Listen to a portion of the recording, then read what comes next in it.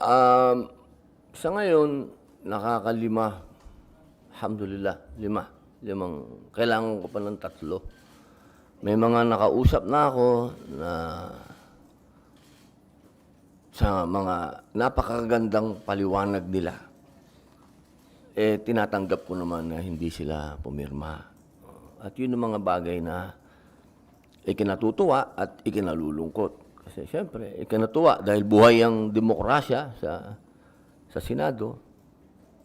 Nalulungkot dahil hindi ko pa nakukuha yung 8 boto hanggang sa ngayon. Sir, are you hopeful na makuha may 7 days? Parang 5 days na lang, sir, no? Or 4 days left for you to get the remaining full signatures? Inshallah, personal akong tumatawag, personal akong humihingi ng kahit na 5 minutes doon sa mga miyembro. Mayroon pa akong bukas, mayroon pa akong Sabado, Linggo. Sana mapagbigyan pa tayo ng mga hindi pa nagsasabi ng hindi sila pipirma. Sir, gaano po kahalaga sa inyo na mabuo yung 8 signatures para hindi ma-convince ibuloy? Napakalaking bahagi ito para sa akin, una, sa usapin ng demokrasya. Kasi talagang ang inyong mga senador ay lalo na ako, no? Kung mapapansin nyo, kapag yung paggalang na ibinibigay ko sa kapwa senador, masyadong mataas sa akin yun, yung ganong klaseng ano. Kasi democracy tayo eh.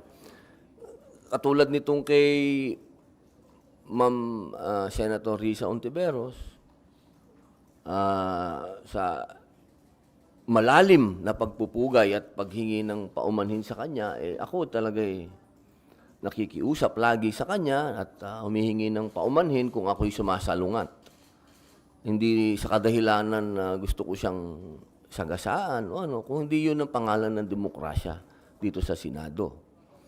Kaya ano man ang kahinatnan nitong aking motion na bawiin sana yung contempt, ang mahalaga sa akin dito, pinaglalaban ko to. Kasi demokrasya ito eh. Magkakaiba tayo ng prinsipyo. Hindi ito usapin ng kaibigan ko, si pastor. Hindi yon. Walang ganong klaseng hiwalay yon. Ang aking paniniwala dito, ito ay nasa DOJ na. Hindi naman siguro kalabisan kung hingin natin sa ating mga kasama na wag nang dalawang sangay ng gobyerno pa ang gagawa ng investigasyon. Merong judiciary, meron pang House, meron pang Senate. Parang sa resources ng gobyerno, parang doon na sa isang parang masyadong magastos ba sa aking palagay. Pangalawang punto, in aid of legislation, pagka inisip ko, kapag ito ay pinag-usapan natin ng palalimin ng umaabot sa iskandalo, parang para sa akin, malinaw na, ano ba to? Parang sa konstitusyon natin, meron talagang paghihiwalay ng Estado at religion. Dito, sa nakikita ko, pagka nagpatuloy sa ganitong proseso, parang sinasaklawan na ba natin, makakaroon ba tayo ng mga panukala na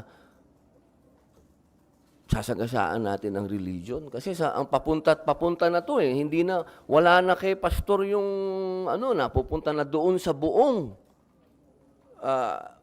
organisasyon, sa buong religion nila. Para sa akin, total, andyan ang judiciary, sila talaga ang pwedeng magsagawa ng investigasyon, sila talaga ang pwedeng magbigay ng parusa.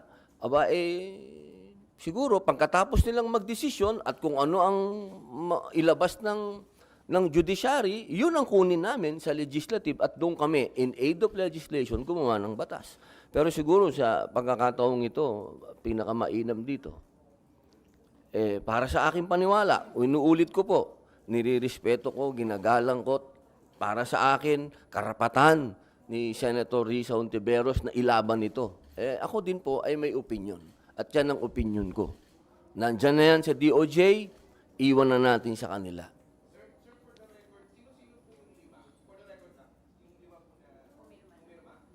Siyempre, sayang nga dahil ang kailangan pumirma dyan, mga miyembro. Kung nagkataon na miyembro sana si Bato tsaka si Tolentino, di sana may 4 na ako. Ngayon, dadalawa kami ni Senator Go na PDP laban, si Ma'am Tita Mama Bear, Cynthia Villar, 3, si Ma'am Gabriela Silang Marcos, 4, at si Super Rider, Senator JB Ejercito. 5 kami. Kulang pa kami ng 3, boss. Oo. Tulungan mo naman ako.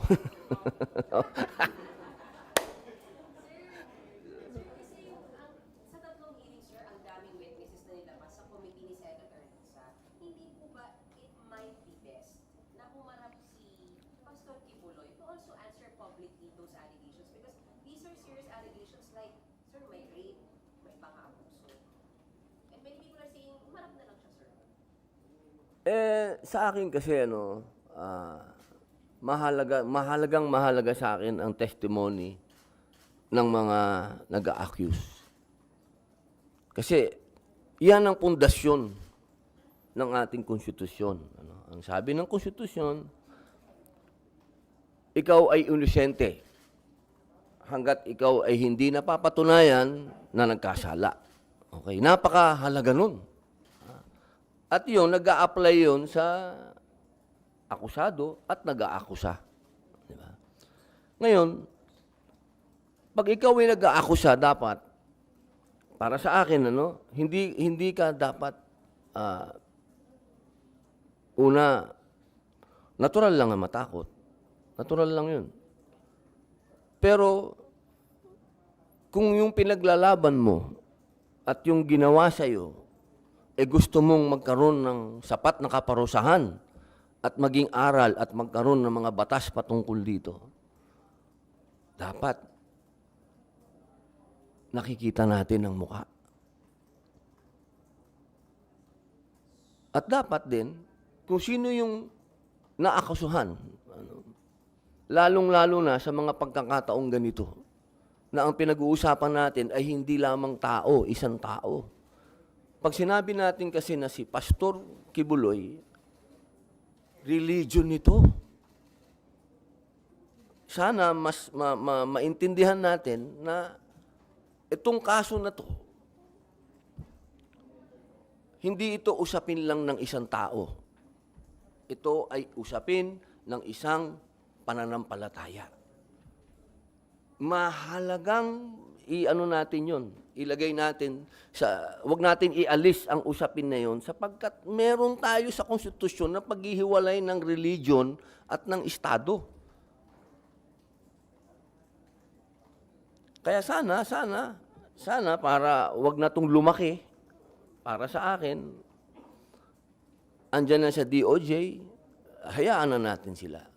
Sila na, antayin natin kung ano ang kanilang desisyon, anong findings nila, kung ano ang ipaparusa, kung may nagkasala. Then from there, doon tayo gumawa ng in aid of legislation. Wala tayong magiging usapin ng nagkaroon ng trouble, nagkaroon ng gulo, yung mga ganon. Sir, some people are also saying in the spirit of fairness, lahat naman ng resource person, sir, pag hindi talaga dumarating na kukontempt at naaaresto, bakit daw si Pastor Kibuloy? Why will he be an exemption, sir? Kung maalala mo, ako wala akong relasyon kay Aguila, yung isang kanilang kanilang inimbestigahan. Hindi ako pumunta kahit isang hearing nun. Kasi sa loob ko, nasa loob ko na yon na pagka ganito na ang pinag-uusapan natin ay grupo ng mga taong may pananampalataya. Nasa akin lagi yung teka muna. medyo mag-ingat tayo sa usapin na ito. Hindi ito, yung hindi ko pagpunta doon, isa na yung, lahat naman ng hearing dito, kung pwede puntahan ko Pero yung hearing na yun, talagang hindi ako pumunta. Kasi nandun ako. Hindi ito bago. Itong kay Pastor Kibuloy, yun uli ang posisyon ko. Meron tayong korte, at ang korte natin, yun ang simbolo ng justice. Makikita naman natin, nasa kanila ang justice. So, walang pinakamagandang avenue para humingi ng hustisya ang mga biktima, kung meron, isa hustisya dito sa mga judge na pwedeng magbigay ng kanilang hukom. Sir, follow-up lang. So, does it apply sa ibang mga hearings na kahit hindi religious leader, basta pag may contempt, yung position nyo ay parang ayaw nyo sa mga nagpapakontempt ng mga resource persons? Or exclusive lang sa mga religious leaders? Yung sa akin po, pag may kinalaman, halimbawa, una, sa religion. Medyo, tayo dyan, ingat tayo dyan. Pagdating sa ganyang usapin, merong korte. May korte tayo para maggawa ng kanilang paglilitis para sa akin. Tayo, nandito sa Senado, pag-usapan natin yung mga bagay na talagang may kinalaman at makakagawa tayo ng mga batas na sa palagay ko, unang-una ang ekonomiya natin. Unahin natin yun. Sir, last na lang, sundot lang. Paano yung tinatanggap yung mga backlash, yung mga negative comments sa inyo sa social media? Dahil, siyempre, yung pagkampi nyo kay Pastor Kibuloy na controversial, at hindi naman lahat ng milyong Pilipino ay naniniwala na siya ay inosente. Oo, pero masyado namang diretsahan yung kumampi. Hindi man ako kumampi, tol. Ito naman, masyado naman panghuhusga yan. Isa ka dun, Masyado mo akong hinusgahan. Ang tawag dyan, demokrasya. Pagkampi sa Bilib pa naman ako sa balbas mo. Ikaw talaga, akala ko naman, kaisa kita. Hindi, ano yan? Democracy. Democracy. Meron akong mga, katulad nung kinausap ko si Ma'am Risa, meron tayong mga personal na dahilan, pare, na pag sinabi ko sa public, kasi lagi sinasabi ng publiko, hindi man lang niya sinabi kung ano yung dahilan niya. Basta sinalungat niya yung sinabi na yung contempt. May mga bagay kasi na pinag-usapan namin ni Ma'am Risa na para sa akin, yun ang sinabi sa akin ng imam ko Naging un-Islamic ako nung first hearing. Kasi hindi ko nasabi sa kanya na ang posisyon ko ito. Bigla lang ako nagsalita. Kaya nung pangalawang hearing, humingi ako ng 1 minutong suspension. Nagpaalam ako sa kanya na ito ang posisyon ko. Personal ko to. Ito ang aking paniniwala. Buong paggalang sa'yo. Hindi ako yung klase ng tao na mag-grandstanding sa hearing at pagiging chairman ni Ma'am Risa. Aagawin ko sa kanya. Ayokong mang sapaw dito. Kapag meron ng tinatanong kayo sa aking media tungkol sa ibang committee, ang lagi kong sinasabi, teka, hindi ako spokesman ng committee na yan, nakakahiya doon sa chairman. Kasi ayokong mang-agaw. Hindi ko naging ugali yun. Ngayon, kung ang tao, sinasabi mo na kinakampihan na, mabihira naman yung kinakampihan. Demokrasya, tol. Meron akong sariling dahilan. Ang sarili kong dahilan para sa akin, nagiging biktima si pastor kasi nilabanan niya yung NPA. Yun ang sarili kong wala tayo, hindi deserve para sa mga mata ko ng isang taong ang tingin ko bayani sa pakikipaglaban niya sa komunista na naging kasama ko ganitong klase, papayagan ko, maiskandalo. Teka muna. Nasaan ang utang na loob natin sa serbisyo ng taong ito na inalay niya sa paglaban sa komunista? Yun ang personal kong dahilan. Hindi ito usapin ng pagkakaibigan. Kasama ko tong taong ito. Noong lahat ay tahimik na lumaban, lumaban yan. Para sa akin, deserve niya yun. Deserve niya ang aking suporta na mapunta siya sa korte, sa judiciary. Yun. Hindi ako naniniwala na in aid of legislation, makakagawa tayo ng mga bill ngayon na maapektuhan ang kingdom. Religion yan. Yun, pare ko. Sana naintindihan mo na to. Lambihira, kampi-kampi naman to.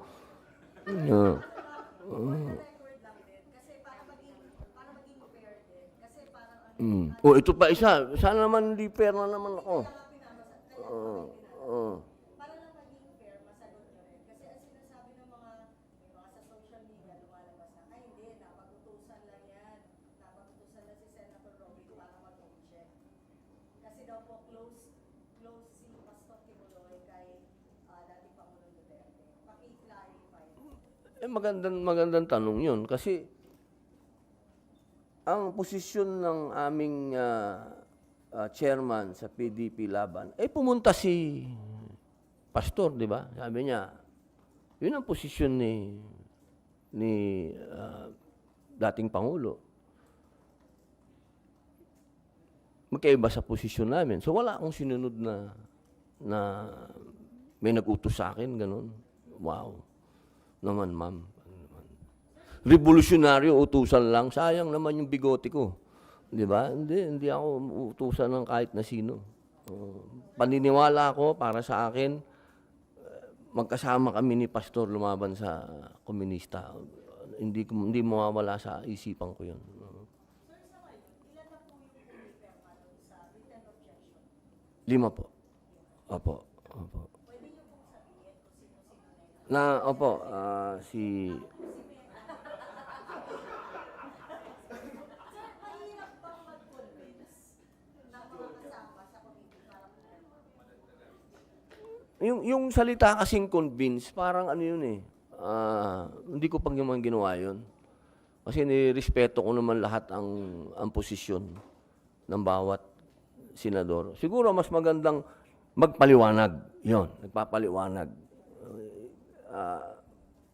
Ipapaliwanag ko kung bakit ko sinalungat, yung ganun.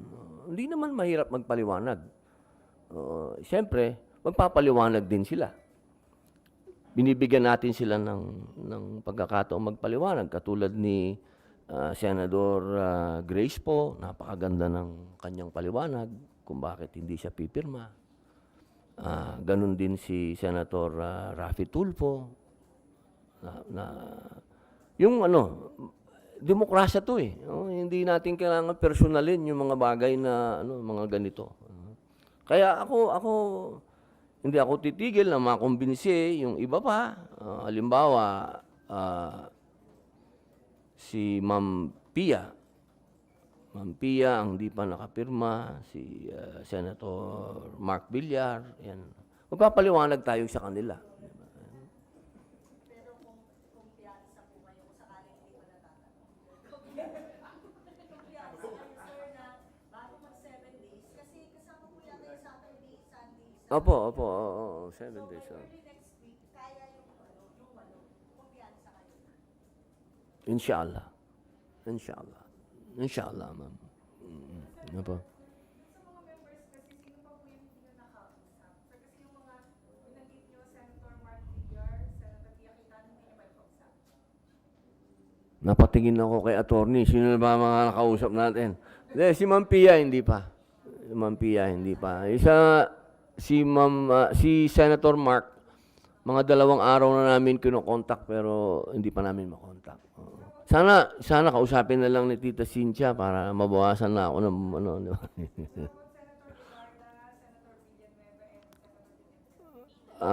Siyempre si Senator Coco wala na dun sa numero kasi siya nga yung nandun di ba? Siya nga yung nag-conquer dun.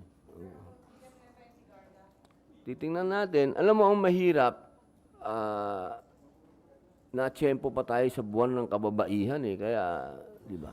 Medyo...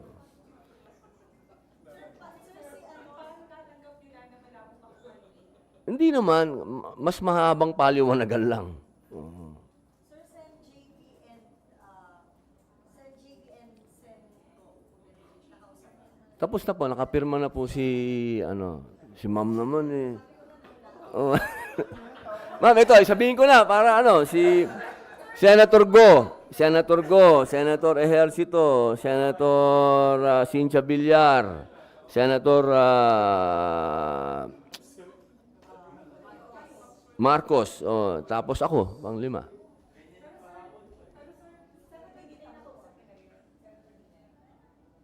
Hindi pa.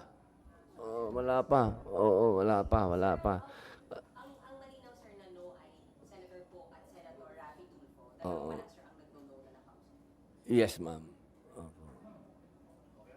Siyempre, uunahin mo yung meron kang, 'di ba? Meron kang, hindi, may relationship ba? Kasi si Ma'am Grace, alam naman natin, anak ng hari ng pelikulang Pilipino, 'di ba? Si Senator Raffy naman, kaibigan natin, lagi nating kakwentuhan. Yan. Susunod na lang yung mga alpha na medyo, Sorry, just to add lang doon sa mga questions. Kailan po yung nakipaglaban kayo sa komunista with Apollo? What year was this, sir? eto nung panahon ng NTF-ELCAC, magkakasama kami niyan eh. Di ba? Panahon ni Digong, 2016 hanggang 2022. Kasi yung pelikula kong Memoirs of a Teenage Rebel, ito yung mga tunay na rebelde, na mga bata na na-recruit, sila ay naabuso. Nagpalabas kami sa YouTube, hindi namin... Nagkaroon ng napakaraming kalungkutan yung pelikulang ginawa kong yon. Walang gustong magpalabas. Ang nangyari, dinala ko sa mga government stations, ayaw din nila ilabas. Pero sa SMNI, nailabas ko. Pumayag si Pastor. Ganon din yung Isang Linggong Pag-ibig, yung sa West Philippine Sea. Nailabas ko din sa SMNI. Yun yung partnership ng matagal na paglaban sa komunista. Sir, ano specifically po yung naging tulong ni Pastor sa paglaban sa komunista? Maliban dun sa pag-e-ere sa nung memoir. Marami po. Nung panahon po ng NTF-ELCAC, diyan po nilalabas ang mga data. Ang mga data, no? Ng mga, kung ano yung mga nangyayaring, halimbawa, galing sa AFP, yung mga tinatawag naming, kasi kami mismo nun, meron kaming mga pinupuntahan ng mga sumusurrender, binibigyan ng pag-asa ng gobyerno, binibigyan ng ayuda. Ako lang, ang dami kong pinuntahan na ganyan. 1,000 ang sumusurrender. Hindi mo mapanood sa ibang channel. Mapapanood mo sa SMNI. So parang binigyan niya kayo ng platform. Napakahalaga nun. Oo, napakahalaga. Sa usapin ng paglalathala ng ginagawa ng gobyernong maganda, napakahalaga nun. Sir, doon lang sa... Sir, some senators who already signed, Senator Cynthia Villar, Senator Ali, they're very open to say na kaibigan nila si Apollo Kibuloy. Si Sir naman, Oo naman po. Mas mabigat nga yung akin eh. Hindi lang basta kaibigan eh. Hindi ko lang siya basta kaibigan. Kasi pag sinabi, kaibigan ko, kaya tunod, sinungaling ako. Hindi ko basta kaibigan yan. Comrade ko yan. Comrade. Naniniwala kami sa isang prinsipyo. Mas mabigat yun. Hindi naman kami magka-religion ni Pastor. Hindi naman kami magkababayan. Hindi naman ako tiga Davao. Naniniwala ako sa prinsipyo niya na masyado nang matagal ang communist struggle dito sa Pilipinas. Hindi na natin kailangan ng armed struggle. Naniniwala kami doon. Yun ang pinaniniwalaan namin. isa sa mga lumabas na tanong agad nung pina-reverse niyo yung contempt niya was, Sir, was there any Una na yung dasal. Dasal. Napaka-importante nun. Doon sa channel niya, sa SMNI, nabigyan niya ako ng airtime na wala akong binabayaran. Yung mga panahon na walang tumutulong sa akin dahil ako naman ay walang pera sa kampanya, wala akong pambayad ng helicopter. Hindi, meron akong pera pero para sa mga anak ko. Hindi ko gastusin yan sa politika. Hindi ako niniwala dun. Yung helicopter niya, pinahihiram niya sa akin. Yung mga ganong klaseng pabor. Was he campaign contributor? Ano ibig sabihin, bigay ng pera? Naku, wag naman. Wag na. Ang bintang sa kanya, siya humihingi ng pera. Maganda yan, ha? Sabihin ko kaya, oo. Hindi, biro lang. Wala po. First, like, pahiram ng jet niya. Ang sa akin kasi parang hindi naman yun para sa politika. Parang sa akin naniniwala siya na ako magiging instrumento ng Panginoon Diyos sa pagbabago ng bayan. Parang ganun. Kasi parang ang hindi naman maganda dahil pinahiram ka dahil kandidato ka. Siguro naman pinahiram niya ako dahil naniniwala din siya sa aking adhikain. Sir, gaano na katagal yung friendship niyo ni Pastor Kibuloy? Other than yung panahon ni Digo? Hindi, iba kasi yun eh. Iba yung kay Digong, iba yung kay Pastor. Meron kaming sariling... Kilala ni Pastor? Matagal na, panahon pa ni GMA. Kasi kasama din si Pastor sa cluster of peace ni ni Pangulong GMA eh. Magkasama kami doon. Ganun nakatagal ang pagsasama namin sa adhikain, hindi sa usapin ng pananampalataya o kundi sa paniniwala na kailangan natin ng kapayapaan sa bansa natin. Si Senator Cynthia openly sinabi niya kanina na sa kanyang pagkakilala kay Pastor, hindi raw na magagawa yung mga ipinaparatang sa kanya. Do you share yung parang... Pag sinabi ni Mama Bear, pangahawakan ko yun. Oo, kasi siguro mas meron din silang pagkakakilala kay Pastor. Iba sa pagkakakilala ko. Kaya napakagandang marinig nun. Malalim yung pagkaibigan niyo bilang lalaki. On some occasions, wala po siya nababanggit na yung usapang lalaki ba? Sige, ito maganda. Ay, naku. Parang malabo naman yun sa isang Muslim at sa isang pastor mag-uusapan ng Kwentuhan ba? Oo, wala. Oo, kasi wala na rin sa edad namin siguro. Siguro kung pwede niya ako mabiro ng ganun kung mga panahon pa siguro bago umakulong. Pero ngayon na alam niyang takot ako sa asawa ko, hindi ako mabibiro ng ganun. Kahit na sino sa mga kaibigan ko, kakilala ko ngayon, hindi na putok yung ganun na sino yung maganda, yung ganun, hindi na. Sa ngayon, laging ang pinag-uusapan, pare, paano ba yung bayan natin? Ano magagawa natin sa bayan natin? Sir, about Chacha lang po. Sir, sa House po kasi pumasa na sa committee level yung RPH 7. Ano po yung reaction niyo dito? At sa tingin niyo po maapektuhan nun or magpapabilis dito sa Senado after mapasa? Alam mo, ma'am, bilang respeto kay Senator Angara, ayaw ko muna talagang magkomento dyan sa Chacha. Kasi una sa lahat, alam lahat ng tao na pabor ako sa Chacha. Napaka-bias, napaka-unfair para kay Senator Angara na sa kalagitnaan ng kanyang hearing, meron ako mga side interviews na hindi siya mabibigyan ng para sa akin, kanya ngayon to Siya ngayon ang bida dito. Hayaan muna natin si Senator Angara, kung ano man ang mas maganda yung reaction niya ang hingin natin patungkol dito sa nangyari sa malaking kapulungan. Kasi malaking yun. Malaking na naman yan, ma'am. Alam mo naman. Ayokong mas maganda kung si Senator Angara tapos si SP ang magandang magbigay ng pahayag dito. Tapos, mula sa pahayag nila, doon ako magbibigay ng pahayag para hindi ako sumasalungat kung saan man ang direksyon nila.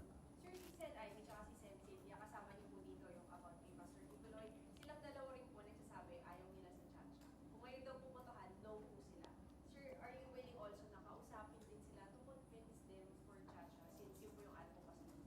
Nakausap ko na sila noon pa eh. So, baka naman isipin nila, sirang plaka ako, paulit-ulit, di ba? Naiintindihan ko ang bawat posisyon ng senador sa Tsa-Tsa. Yan una pa lang, hindi naman ngayon lang, noon pa, noong panahon na tayo ang nagsasagawa ng pagdinig, open naman sila na sinasabi nilang hindi talaga sila okay dyan. At ako naman, nirerespeto ko naman yung kanilang mga posisyon. Pero siyempre, iba ito ngayon. Sa oras na to, ang humihingi nito ay ang executive. So siguro, ito na yung pinakamagandang oras para kay Senator Sani. Siya dapat ang mag-shine dito, di ba? So, bigay natin sa kanya. Para sa akin, kung may kakausap dapat sa mga senador, dapat pangunahan niya. Hindi ako. Kasi ayoko mang-agaw ng ano, ma'am. Hindi maganda. Opo. Sen, nabanggit mo na kanina tungkol doon sa kulong na naranasan mo ako. Issue ngayon yung PNP, di ba? Papayagan na magdala ng light arms yung civilian. Sa inyong lately, nakita ka na rin, bisita ka sa San Gastos sa BGC. Ano yung ibang kasama niyong senador, ayaw na bigyan daw ng light arms yung mga civilian. Sa inyong panig, sir, saan tayo papanig dito ngayon sa issue? Napakaganda pong issue niyan. Sapagkat masarap nang magbigay ng mungkahi dyan kasi nakapagbigay na ng mungkahi dyan si SP. At napakaganda nung sinabi ni SP,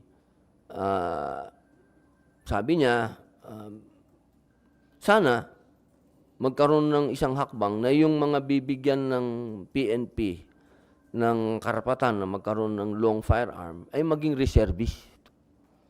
Ang gandang ano nun para sa akin. Kasi tayo naman kung ano sabihin ng PNP, naniniwala naman tayo. Dapat paniwalaan muna natin yung sinasabi nila. At ganun din naman yung sinasabi ng ibang mga senador. Siyempre, kanya-kanya, demokrasya tayo, may kanya-kanyang opinion. Pero siyempre ako, naniniwala ako sa opinion ni SP. Napakagandang opinion nun. Karapatan ng sibilyan yan. Karapatan nilang magkaroon ng baril. Pero siyempre, pagdating dyan sa long firearm, dapat sana maging reservist sila.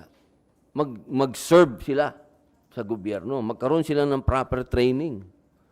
Kasi alam mo, ang problema sa bayan natin, hindi yung may lisensyadong baril at hindi yung... Ang problema natin dito yung mga goons. Yung mga outlaws. Yung lisensyadong baril, may record yan. Kapag nakagawa yan ng pagkakamali, napakadali mong matrace niyan, madali mong mahuli, yun ang paraan eh.